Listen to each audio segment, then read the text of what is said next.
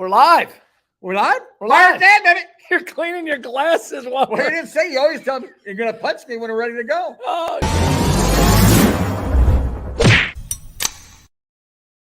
it's got to Fire with Dad. It's got to be a first ever. I click live and you grab. You always tell me you're going to tell me when we're going live. So you didn't say anything. I thought I told you we're going live. Wait, I mean, you didn't say you always go, we're live. That's because I was getting ready to, and you're wiping your glasses. So I'm just checking it out. Cleaning his focals. Yeah, it's funny. When we start live, everybody starts closing their doors around here. Joel closed his. Stacy just closed her. Peter came out and joined us, though. Peter, you're on, baby. We can see you behind Dad. Yep. Fire Dad, baby. Okay, Dad, today we are talking traveling with you on the road in a camper or a motorhome. Because tomorrow, is it tomorrow? Thursday. Thursday, you're setting off for Fort Myers, Florida in the RV. Right. And traveling with you a lot of times has to be a shit show. Not too bad. So I'll recall a couple stories. Number one, we were heading to Chicago in one of your motorhomes. I think it was a Coachman, Class C motorhome. Christy was with us. Okay. So we were like seniors in college. And the hubcap was bent. The hubcap was bent, and it was one of the ones where it was bent. It looked like it was falling off. So every car that drove by is yelling, "You're hubcap," and you guys so mad. I know it's messed up. You remember that? Yep. And then what else? What did Christy do to you the whole trip on the way to Chicago? Asked me if we have a bathroom or something like No, that. she kept asking you, "Do you know where you're going?" Oh. So I told her, I said, "Hey, my dad's Mr. I know where we're going. I know directions. I don't need GPS or maps. I'm from Chicago. I know us." I don't get lost. So she kept asking you, "Hey, Dwayne, do you know where we're going? Do you need directions?" And you eventually flipped out. "God damn it, I know where I'm going. Leave me alone." You don't remember that? Not vaguely, but yeah. Not vaguely? Well, vaguely. Vaguely. And for the record, the other day I called Dad. I told Dad he was 77, and you corrected me and told me how old you were. 76. And then just now, you told somebody you were how old? 77 by mistake. By mistake. So I get chastised for calling you the wrong age, and then you call yourself the wrong age. That's because you put it in my brain. Out Out in the universe? Yeah. Okay, so what is something that's happened to you pulling a camper or a motorhome that could teach people a lesson out there on the open road? Probably the biggest thing I ever learned was always Learned. Hey, Austin, Fire with Dad. Fire Dad, baby. Hey. Always double check your employees when they've done something. Double check your employees when they've done something. Well, I almost lost an Airstream Oh, because the hitch? because they didn't put the pin in the hitch. Oh, so whose responsibility is it? Yours or the person that hooks it up? There's yours. Well, for me to look at, like I said, make sure you go over and look at everything they did. Oh, okay. I also almost lost my Jeep up behind me, was pulling that one Airstream 26-footer, and I'm coming across my bridge going to Perry Park, and whoever hooked up the So you're blaming somebody else again? Jeep, yeah, they didn't put the pin in. So rule of thumb, if you Always make sure if you have somebody else do something that you actually investigate it yourself. AKA do what you should do. Because if you're pulling the camper, it's your camper and your obligation. I agree with that. Okay, so But I had an employee hook it up, and so I just assumed that they you knew assume. how to hook it up and made an ass out of you and me. There you go. Almost an ass out of you. Almost an ass out of you. We actually had that issue at the boat dealership. I don't know if you remember this or not.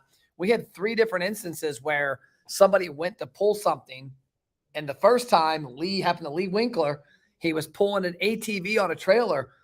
Somebody had taken the pin out of the hitch, and he goes around a corner, and that trailer came off and went right into the gas station parking lot. And he's like, "How the hell did that happen?" The hitch was still on the trailer. The next couple of days, he checked it. We had a pin. Somebody was going around taking the pins out of our hitches at the boat dealership on the vehicles. Well, remember the one guy at the forklift?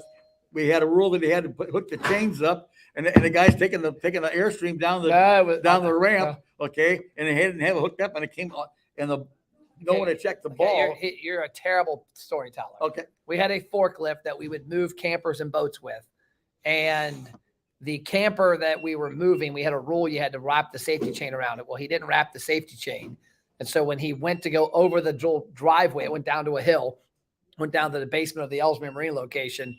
It hit the bump, and it came off the ball, and the camper went flying down the path and turned sideways. Almost would have totaled it. Oh, that'd have been a $35,000 or $40,000 claim, baby. You got any other stories about stupid shit while pulling campers? Well, we went out to California. Nothing happened out there though. That wasn't a camper though. That was a U-Haul. U-Haul, that's right. It was U-Haul. Remember I blew the engine on the travel villa coming back from Florida, and, down at Berea, and we camped at that one campsite, and I took the car in to get the brand new engine put in it. I remember that.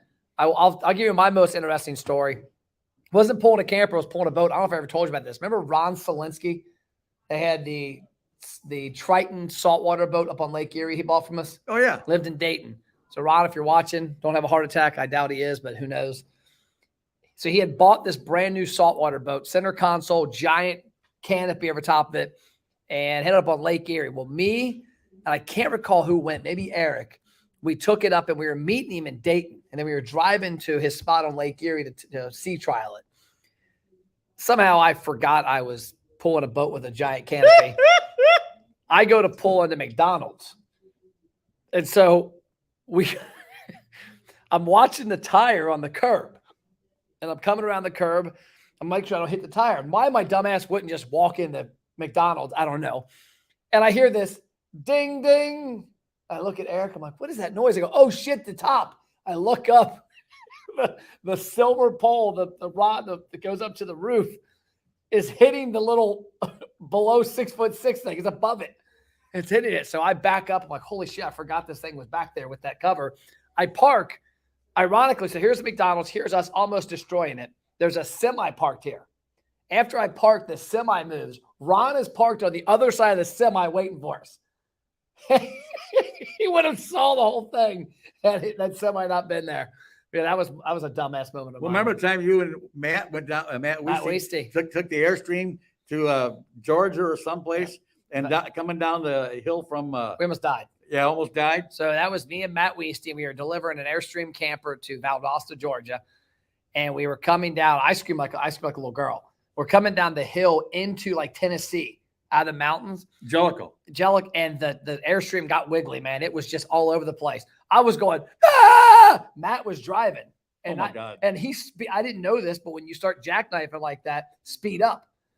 And like this dude's going down a hill, hammers the gas.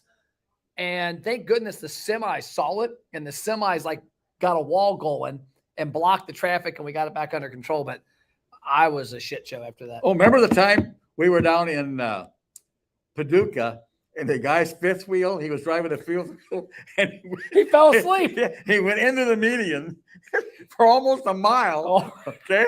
And then all of a sudden, I guess he woke up and he gets it right back on the road again.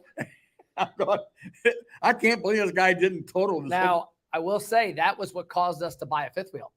So the story is we were driving. There's like 5 or 6 of us. We're in an SUV. Guys in front of us in a giant fifth wheel and had to have fallen asleep. Oh, yeah. Drifts into the median. And for a good mile. The grass median. Is just little like a half pipe skateboarding this thing all over the place.